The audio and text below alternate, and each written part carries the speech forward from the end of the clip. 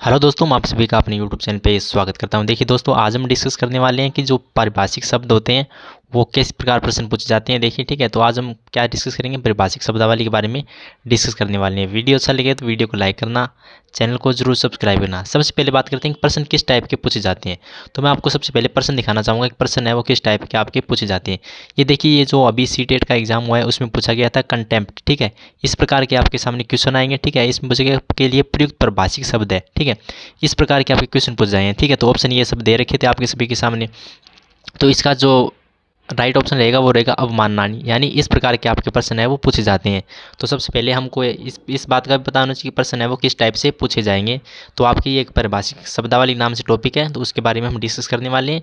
ये जो सीटेट का ग्रेजुएशन का एग्जाम हुआ था उसमें ये क्वेश्चन पूछा गया था, तो आपके भी इस टाइप के क्वेश्चन है वो पूछे जाएंगे। तो वीडियो को शुरू करते हैं। देखिए, सबसे पहले बात करते हैं नंबर किस, देखिए इनसे ए अल्फ़ाबेट से बात करते हैं। इसमें दे रखा है सबसे पहले अबेंडमेंट। ठीक है, ये स्पेलिंग आपको याद होनी चाहिए, यानी इनके अर्थ याद होने चाहिए। ठीक है, अबेंडमेंट मतलब होता है परित्याग। नंबर 2 पे है एब्रीवेटेड। एब्रीवेटेड मतलब होता है संक्षिप्त। संक्षिप्त यानी छोटा करना, किस चीज़ को कम करना। ठीक है, ये सब ये यूज होती हैं। नंबर 3 पे आता है एब्रीविएशन। एब्रीविएशन आप सभी को ये याद करनी। एब्रीविएशन का मतलब संक्षिप्त, संक्षिप्त रूप में संक्षेप, ये सब इसके दिए हुए हैं। यानी आपको एक शब्द आ जाएगा ये पारिभाषिक शब्दावली में, यानी जो राजकार्य यानी जो सरकार के कार्य होते हैं उनमें यूज होने वाले शब्द हैं। नंबर आगे बात करते हैं एब्डिकेट। एब्डिकेट होता है पद त्याग देना, यानी पद होता है वो छोड़ देना। ठीक है, अब नंबर आगे आता है एबियांस। ABEYANC। आस्थगन या प्रस्थागन या स्थगन, यानी किस चीज़ को मतलब स्थगित करना, यानी उस चीज़ को उस काम पर नहीं करना। ठीक है, ये सभी आपको याद रखना है। आगे बात करते हैं तो अबाइड। अबाइड मतलब होता है पालन करना। ठीक है, क्या होता है अबाइड मतलब पालन करना। नेक्स्ट आगे बात करते हैं अब इनिशियो। ठीक है, इसका मतलब आरंभ से, शुरू से। ठीक है, ये जैसे आगे। ठीक है, ध्यान रखना। अब आगे आता है एबिलिटी। एबिलिटी मतलब ये होता है योग्यता, क्षमता, किसी में कितने काम करने की योग्यता है। ठीक है, वो इसकी एबिलिटी को दर्शाता है। Able bodied. ठीक है, एबल बॉडाइड कह सकते हो आप, स्वस्थ होता है। ठीक है, इस बात का आप ध्यान रखना। आगे बात करते हैं,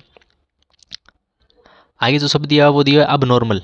ठीक है, असाधारण, असामान्य, अपसामान्य। ठीक है, ये सब ध्यान रखना, यानी ये आपको दो शब्द आपके सामने देखने को मिल सकते हैं अगर एग्जाम में आ जाते हैं। नेक्स्ट बात करते हैं अबोलिश। अबोलिश मतलब होता है उन्मूलन करना। उन्मूलन यानी उस चीज़ को क्या होता है, उस चीज़ को हटा देना, उसको मतलब ख़त्म कर देना। ठीक है, जैसे सती प्रथा का उन्मूलन किया गया। ठीक है, तो ये सब आपको ध्यान रखना है। अबोलिश मतलब होता है उन्मूलन करना, ये काफ़ी इंपॉर्टेंट शब्द है। अब सोरपेशन। ठीक है, इसका मतलब होता है आमेलन। ठीक है, ये पारिभाषिक शब्दावली के अंतर्गत आता है। नेक्स्ट बात करते हैं अबस्टेन। अबस्टेन मतलब होता है प्रवृत्त रहना। ठीक है, क्या होता है अबस्टेन मतलब प्रवृत्त रहना। अब्स्ट्रैक्ट। अब्स्ट्रैक्ट मतलब होता है संक्षिप्त, सार, सारांश। ठीक है, ये कोई होता है ना टाइटल कहते हैं जिसे हम सारांश किसी बात का निकालना। एविडेंस। एविडेंस मतलब होता है काफ़ी, बहुतायत, यानी इसे इनफ भी कह सकते हैं। ENOUGH, इनफ भी होता है। ठीक है, एब्यूज। एब्यूज मतलब दुरुपयोग, कोई काम होता है सरकारी कार्य में जिसे, ठीक है, किसी का दुरुपयोग किया जाना, यानी उसका सही तरीके से उपयोग नहीं किया जाना। ठीक है, एब्यूज मानी दुरुपयोग। नेक्स्ट बात करते हैं एकेडमिक। एकेडमिक आप सभी को पता है, जैसे एकेडमी होती है फौजियों के, एकेडमी वगैरह होती है, कोचिंग वगैरह होती है ना, ट्रेनिंग वगैरह। एकेडमिक होता है शैक्षणिक, शैक्षिक, विद्या संबंधी, यानी जिसमें क्या होता है शैक्षिक कार्य आपको करवाए जाते हैं। ठीक है, देखिए यहाँ पे एकेडमिक का जैसे बना हुआ है एकाडमी। ठीक है, एकादमी बोलते हैं जिसे हिंदी में। ठीक है, अब बात करते हैं एसिड। एसिड मतलब होता है मान लेना, अधिमिलन। नेक्स्ट बात करते हैं एसिलरेशन ऑफ डिजीज, रोग का बढ़ जाना। एसिलरेशन मतलब होता है बढ़ना। ठीक है, इसके आगे कोई और भी शब्द दिया हुआ है, एसिलरेशन ऑफ वोट कह सकते हो आप। ठीक है, इसका आप समझ लेना। एक्सेंट मतलब है स्वीकार करना। ठीक है, एक्सेंट क्या होता है ACCENT, स्वीकार करना। नेक्स्ट बात करते हैं आगे। आगे अब देखिए आपका अल्फ़ाबेट बी अल्फ़ाबेट है वो आपका शुरू हो गया है। वीडियो अच्छा लगा तो वीडियो को लाइक करना, चैनल को जरूर सब्सक्राइब करना आप तो। ठीक है, अब बात करते हैं नेक्स्ट पर की। आगे है बैचलर। बैचलर मतलब होता है कुंवारा, अविवाहित। ठीक है, ठीक है जी, और इस उसे भी कहते हैं जिसने स्नातक कर लिया हो, यानी ये इसने बैचलर डिग्री प्राप्त कर ली है। आगे बात करते हैं नेक्स्ट शब्द की बैक डेटेड। बैक डेटेड होता है पूर्व दिनांकित, यानी पूर्व दिनांक से बना हुआ दिनांकित, यानी पूर्व दिनांक अंकित। ठीक है, इसमें संधि हुई है, कौन संधि है आपको पता होना चाहिए, हिंदी में दीर्घ संधि इसमें प्रयोग की गई है। नेक्स्ट बात करते हैं अगले शब्द की बैकग्राउंड। बैकग्राउंड होता है पृष्ठभूमि, जैसे कहते हैं ना किसी का बैकग्राउंड मजबूत होता है, किसी का बैकग्राउंड इस सब्जेक्ट से होता है, यानी आपका बैकग्राउंड कौन सा है, बैकग्राउंड यानी पीछे का है, यानी पृष्ठभूमि। नेक्स्ट वर्ड है बेकिंग। बेकिंग होता है समर्थन, सहारा, पृष्ठपोषण। क्या होता है सहारा कहते हैं ना। ठीक है, समर्थन। बैकलॉग, बैकलॉग होता है ढेर, संचय, संचय यानी इकट्ठा करना किसी चीज़ को, वो होता है बैकलॉग के अंतर्गत। आगे आता है बैकआउट, बैकआउट होता है मुकर जाना, यानी किसी बात से क्या होता है मुकर जाना, उस बात को से हट जाना, ठीक है, मुकर जाना कह सकते हो आप। बैक रेफरेंस, पूर्व संदर्भ, पिछला या हवाला, ठीक है, पूर्व संदर्भ यानी पहले बताया गया, ठीक है, बैक रेफरेंस पूर्व यानी पहले का, ठीक है। बैकवर्ड क्लासेस यानी पिछड़ा वर्ग, कहते हैं ना बैकवर्ड क्लासेस, ठीक है, बैकवर्ड यानी पीछे का, और क्लासेस हो गया वर्ग यानी, ठीक है। बैड कंडक्ट, बैड कंडक्ट यानी दुराचरण, ठीक है। नेक्स्ट बात करते हैं, ये वर्ड काफ़ी यूज़ होता है बेल, बेल मतलब होता है जमानत, ठीक है, बेल देना किसी को, ठीक है, होता है ना पुलिस वगैरह में होता है कि इसे बेल दे दी गई यानी जमानत दे दी गई है, ठीक है। नेक्स्ट बात करते हैं आगे, आगे देखिए आगे शब्द आया आपके बेल बाउंड, बेल बाउंड होता है जमानत बंद पत्र यानी जमानतनामा, ठीक है, जमानत कराने के लिए होता है ना जमानतनामा। आगे आता है बेलेबल ऑफेंस, जमानती अपराध, ठीक है, ऑफेंस मानी होता है अपराध, इसका भी आप ध्यान रखना, ये काफ़ी ऐसे अलग से पूछा जा सकता है कि ऑफेंस दे दे आपको, ऑफेंस का मतलब क्या होता है अपराध, ठीक है। और आगे आता है बैलेंस, बैलेंस जैसे मोबाइल का बैलेंस कराते हैं ना बैलेंस वगैरह, इसके लेकिन इसका होता है अलग होता है शेष, बाकी संतुलन होता है ना बकाया, इस बैलेंस का अर्थ तराजू भी होता है, लेकिन यहाँ पे क्या या यूज़ किया जाएगा संतुलन वगैरह या बकाया वगैरह, ऐसा सभी यूज किया जाएगा। नेक्स्ट बात करते हैं अगले वर्ड की, बैलेंस शीट, बैलेंस शीट होता है ना किस चीज़ का बैलेंस बनाकर चलना चाहिए, तो बैलेंस शीट होता है संतुलित। नेक्स्ट बात करते हैं balance sheet budget, balance sheet budget है संतुलित बजट, संतुलित आय या व्यय, ठीक है, ये आप ये शब्द आपको याद रखना है संतुलित बजट वाला। नेक्स्ट शब्द की बात करते हैं आगे, आगे है देखिए शब्द बैलेंस शीट, ठीक है, बैलेंस शीट दे रखा है तुलना पत्र, या बैलेंस मतलब होता है तुलना पत्र, शीट मतलब पत्र। बैलेंस ऑफ पेमेंट, भुगतान शेष या अदायगी, ठीक है, ये शब्द आपको देखने को मिल सकती हैं। आगे बात करते हैं बेल्ट बॉक्स, बेल्ट बॉक्स होता है मतपेटी, ठीक है। नेक्स्ट शब्द की बात करते हैं बैन, बैन आप सभी को पता है कि रोक, पाबंदी, प्रतिबंध, आपको क्या देखने को मिल सकता है प्रतिबंध वगैरह देखने को मिल सकता है। नेक्स्ट आगे बात करते हैं, ठीक है, ये शब्द हमने पढ़ लिया बैन। देखिए बैंक, बैंक मतलब होता है किनारा भी कह सकते हो, बैंक तट कह सकते हो, साहूकार करना ही, लेकिन ये है ना ज़्यादा शब्द आपको तट या किनारा देखने को मिलेगा, ठीक है। बैंक इंग्लिश भाषा का शब्द है जिसका अर्थ बैंक या तट या किनारा होता है, ठीक है। बैंकक्रप्ट, ये काफ़ी इंपॉर्टेंट शब्द है बैंकक्रप्ट, बैंकक्रप्ट मतलब होता है दिवालिया, ठीक है, क्या क्या होता है दिवालिया, किसी को करते नहीं इसका बैंकक्रप्ट हो गया है, ठीक है, यानी इसे दिवालिया घोषित कर दिया गया है। नेक्स्ट वर्ड है बैंकिंग अकाउंट यानी बैंक खाता, ये तो आपको सुना हुआ शब्द है, ठीक है। बैंकिंग अरेंजमेंट यानी बैंकिंग अरेंजमेंट का मतलब देखिए यहाँ पे आपको याद करना है बैंकिंग का मतलब हो गया बैंकिंग, ठीक है। अरेंजमेंट करना है किसी काम को अरेंज करना यानी व्यवस्थित करना या व्यवस्था करना, ठीक है। बैनर, बैनर आप सभी देखते हैं बैनर लगे होते हैं, ठीक है, बैनर का मतलब होता है प्रदर्श पट, ठीक है, और बैनर को इंग्लिश में बैनर भी कहते हैं, लेकिन ये आप शब्द याद रखना है। नेक्स्ट शब्द सी अल्फ़ाबेट शुरू हो जाते हैं हमारे, कैबिनेट, कैबिनेट मतलब होता है मंत्रिमंडल, क्या होता है मंत्रिमंडल, ठीक है, आप सभी को याद रखना, जैसे मोदी कैबिनेट हो गया यानी मोदी के मंत्रिमंडल हो गया, ठीक है, सरकार के। कैडर, कैडर मतलब संवर्ग, ये भी काफ़ी इंपॉर्टेंट शब्द है, आप सभी को याद रखना है, कैबिनेट वाला भी इंपॉर्टेंट शब्द है। नेक्स्ट बात करते हैं कैलकुलेशन, कैलकुलेशन करना यानी गणना करना, ये शब्द आपको देखने को मिल सकता है सीटी की जो एग्जाम होगा उसमें हमने बता दिया कि आपको किस टाइप के प्रश्न है वो पूछे जाती हैं, ठीक है। नेक्स्ट शब्द है कैलेंडर ऑफ रिटर्न, विवरण रजिस्टर यानी डायरी कहते हैं ना, कैलेंडर ऑफ रिटर्न यानी विवरणी रजिस्टर, ठीक है। नेक्स्ट बात आता है कैंप, कैंप मतलब होता है शिविर, ये भी आपको इंपॉर्टेंट शब्द है, याद रखना कैंप, ठीक है, ये आपकी बेसिक यानी जो डेली रूटीन है उसमें भी शब्द आपके ये काम में आते हैं।